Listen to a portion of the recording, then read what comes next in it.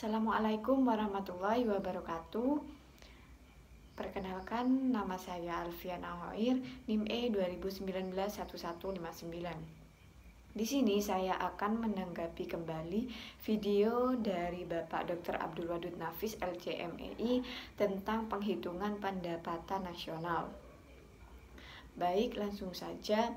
Pendapatan nasional di sini merupakan jumlah pendapatan yang diterima oleh seluruh rumah tangga keluarga atau disebut dengan RTK di suatu negara dalam periode tertentu, biasanya 1 tahun. Nah, dalam perhitungannya pendapatan nasional ini dibutuhkan kategori dalam pendapatan nasional itu sendiri.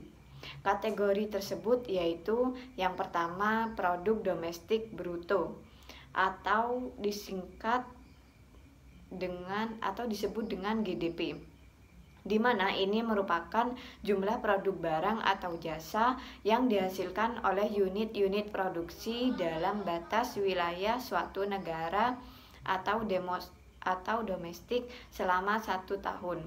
GDP ini memiliki rumus, yakni GDP sama dengan pendapatan masyarakat dalam negeri ditambah pendapatan asing.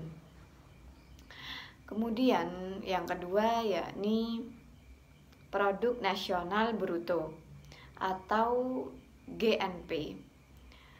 Di sini GNP merupakan nilai produk barang atau jasa yang dihasilkan oleh penduduk suatu negara nasional selama 1 tahun, termasuk yang dihasilkan oleh warga negara tersebut di luar negeri.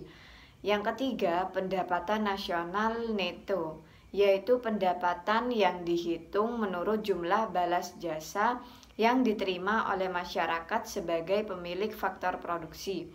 Yang keempat, pendapatan perseorangan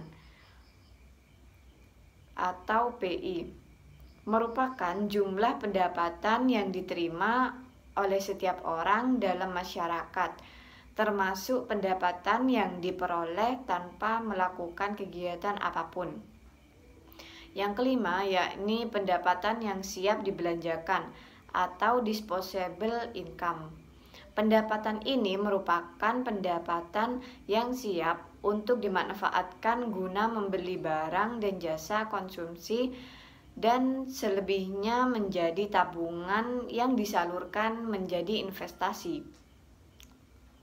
Perhitungan pendapatan nasional bertujuan untuk mengatur tingkat kemakmuran suatu negara atau wilayah serta untuk mendapatkan data-data terperinci mengenai seluruh barang dan jasa yang dihasilkan suatu negara selama 1 periode.